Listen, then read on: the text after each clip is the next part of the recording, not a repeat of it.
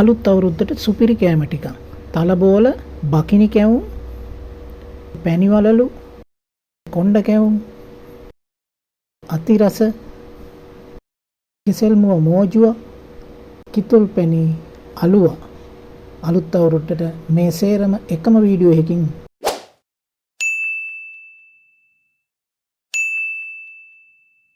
සුබ දවසක් ඔයාලා හැම දිනාටම ගැමිරස YouTube channel එක නරඹන අද අපි ඔයාලට කියලා දෙනවා ලේසියෙන්ම ගෙදරදී තලගුලි හදාගන්නේ කොහොමද කියලා. ගමේ විදිහට අපි හදන මේ තලගුලි ඔයාලත් හදන්න. ඒ විදිහට හරිම ලේසි. ඒ වගේම ගොඩක් රසයක් තියෙනවා. අපි ගිහින් බලමු ගෙදරදී තලගුලි කොහොමද ලේසියෙන්ම ඉක්මනින් හදාගන්නේ කියලා. අපි ඒකට අරගෙන තියෙනවා සෝදලා වේලාගත්ත සුදු තල ග්‍රෑම් 250යි, සීනි ග්‍රෑම් 150කුයි. තව මේකට අවශ්‍ය වෙනවා ලුණු කුඩු. අපි බලමු කොහොමද ලේසියෙන්ම තලගුලි හදාගන්නේ කියලා. මුලින්ම අපි තල ටික පොඩ්ඩක් වගේ වෙන්න බැදගමු. දැන් මේක වංගෙඩියේ දාලා කොටා ගන්න. කොටනකොට කුඩු වෙන්නම කොටා ගන්න එපා. සාමාන්‍යයෙන් බාගෙට කෙටෙන ගානට කොටා ගන්න. ඕගොල්ලන්ට වංගෙඩියක් නැත්තම් බෙන්ඩරේ රවුන්ඩ් දෙකක් තුනක් වගේ කරකවා ගන්න ඇති.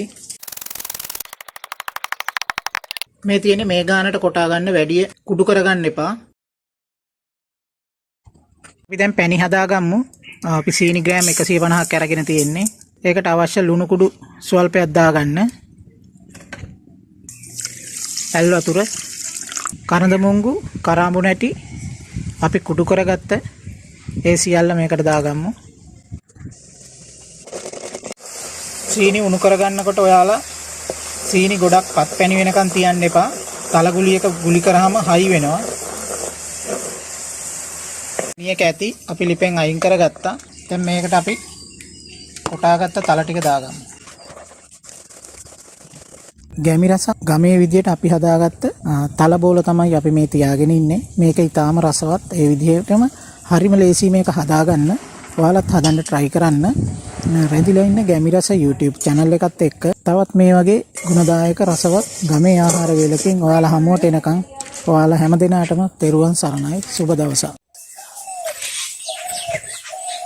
ආයිබෝවන් ගැමිරස YouTube channel එකට ඔයාලා ආදරයෙන් සාදරයෙන් අපි පිළිගන්නවා. ඔන්න අද අපි ඔයාලට ගෙනාවා රසම රස කෑමක් හදාගන්න විදිය කොහොමද කියලා දෙන්න. ඒ තමයි පැණිවලලු. පැණිවලලු අපි දේශීයම හදන විදිය තමයි ඔයාලට කියලා දෙන්නේ. ඒකට අවශ්‍ය වෙන ද්‍රව්‍ය ටික තමයි අපි මේ තියාගෙන ඉන්නේ. අවශ්‍ය වෙනවා පාන් පිටි ග්‍රෑම් 500ක් අපි අරන් තියෙනවා. ඒ වගේම සීනි ග්‍රෑම් 250ක් අරන් තියෙනවා. තව අපි අරන් තියෙනවා ඊස්ට් අපි අරන් තියෙන්නේ තේ හැඳි භාගයක් පමණ අරන් තියෙන්නේ.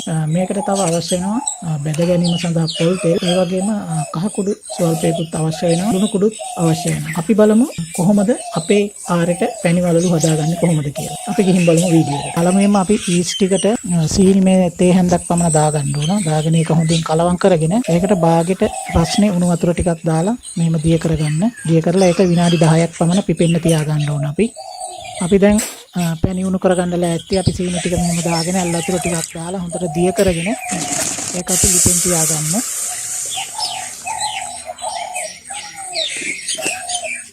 දැන් මේකට අපි කහ කුඩු ටිකක් දිය කරගමු පාට වෙන්නත් එක්ක. අපි දැන් ඊස්ට් ටික බලමු කොහොමද. ඒ තේන හොඳට පිපිලා දැන්. අපි දැන් මේ පිටි ටික දාගෙන ඒකට කලවම් කරගමු.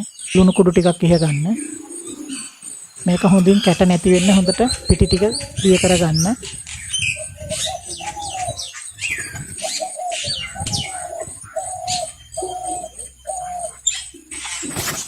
පිටි ටිකට අපි සීනි ටිකකුත් සීනි මේස හැන්දක් පමණ දිය කරගන්න.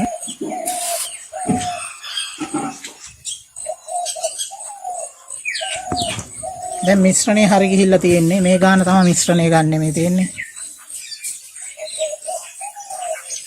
මේ වගේ බෝතලයක් ගන්න ඔයාලා මේ විදිහට. එහෙම නැත්නම් කුණිලයක් ගන්නත් පුළුවන්. එහෙම නැත්නම් ඉටි බෑග් එකකට දාලා මේ විදිහට දාගන්න පුළුවන්. මේ විදිහට දාලා මේ බෝතලය ඇතුළට පුරවලා තමයි අපි මේ පැණිවලලු සඳහා ගන්නෙ. මේ විදිහට රවුමට හිටින විදිහට තෙල් එකට වක් කරගන්න. තෙල් එකට වක් කරලා බැදුනට පස්සේ සාමාන්‍යයෙන් රන්වන් පාට වෙනකම් බැදුනට පස්සේ අරගෙන මේක පැණි එකට දාගන්න. පැණි එකේ විනාඩි 5ක් විතර පෙඟෙන්න හැරලා පැණිවලල්ල එළියට ගන්න තමයි තියෙන්නේ. මේ තියෙන්නේ අපි හදපු පැණි වලලු තමයි.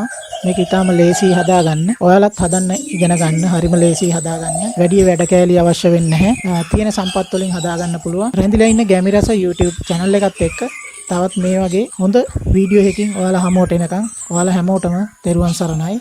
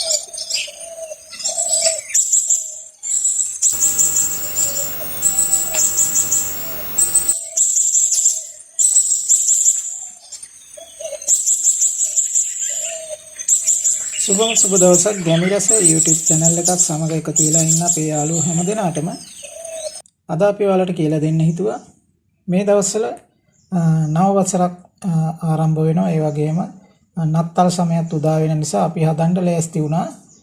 බකිනි කැවුම් කොහොමද ලේසියෙන්ම හදාගන්න කියලා දෙන්න. ඉතින් අපි ඒ සඳහා අරගෙන තියෙනවා හාල් පිටි 500කුයි මේකට අරන් ගන්න ඕන තෙත හාල් පිටි. තෙත හාල් පිටි 500ක් අරගෙන තියෙනවා. සීනි ග්‍රෑම් 250ක් අරන් තියෙනවා. සව් ග්‍රෑම් 100ක් අපි අරගෙන තියෙනවා. තව අපි අරන් තියෙනවා මේකට සූදුරු වැට ටිකක්. ඔයාලට සූදුරු නැත්තම් මහදුරු වැට දාන්නත් පුළුවන්. ඉතින් මේ ටික තමයි අවශ්‍ය වෙන්නේ බකිනි කැවුම් හදාගන්න. අපි කොහොමද බලමු මේක හදාගන්නේ. මුලින්ම අපි සූදුරු වැට ටික බෙදගමු.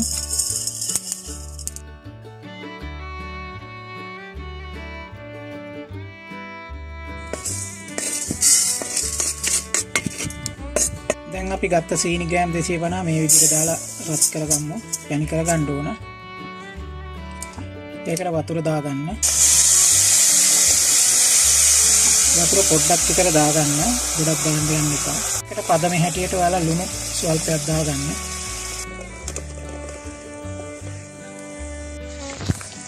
දැන් අපි බැදගත්ත සූදුරු ටික මෙහෙම දාගන්න. දාලා අපි මේකට මේ රස්නේ පිටම මේ පිටි ටික දාගමු. මොකද මේ පිටි ටික පුතේ දාන්න ඕන. පිටි ටික තැම්බෙන්න ඕන. මොකද මේ තැම්බෙන්නේ නැතුව නිකන් මේක දාගන්න පුළුවන්. පැණි නිමුනහම සාමාන්‍යයෙන් පිටි කලවම් කරන සිරිතකුත් තියෙනවා. ඒ වුණාට මේ පිටි තැම්බෙන්නේ නැතුව සමහර වෙලාවට කැවුම් හදපුවම සමහර වෙලාවට කට්ටියගේ සමහර අයට බඩේ අමාරු වෙන හැදෙනව පිටි තැම්බිලා නැති වුණාම ඒ නිසා පුතේ පිටි තැම්බෙන ගානට මේ විදිහට රස්නේ පිටම ලිපේ තියද්දි පිටි ටික කලවම් කරගන්න. බලන්න මේ විදිහට හොඳට පිටි ටිකක් තැම්බෙනවා. තැම්බෙන එකත් එක්ක හොඳට කලවම් කරගන්න පුළුවන්. ඔය තියෙන්නේ මේ ගානට ඝන වේගන එනකොට ඔයාලා ලිපෙන් අයින් කරගන්න නැත්නම් මේක කිරිය විදිහට හැදෙයි. ඒ නිසා දැන් පිටි තැම්බිලා තියෙන අපි මේක ලිපෙන් අයින් කරගන්නවා. දැන් අපි මේ වාගේ බේසන් කෑල්ලක් අරගෙන මේකට පොල් තෙල් ටිකක් දාගන්න ඉස්සෙල්ලා.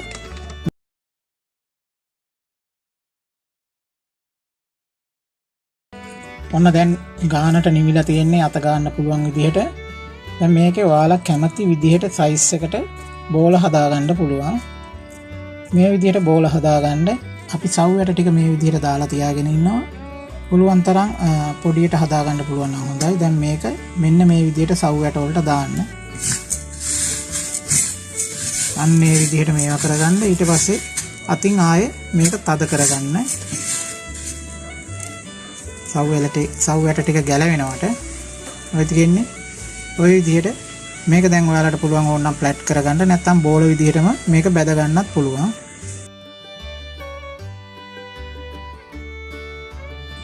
බැද ගන්න අවශ්‍ය ප්‍රමාණයට මේ වගේ පොල් තෙල් ටිකක් මේකට දාගන්න. දැන් අපි ඔන්න සව්වට අලවගත්ත කැවුම් එක අපි මේකට දානවා. බකිනි කැවුම් විදිහට බැදිලා ඉන්න.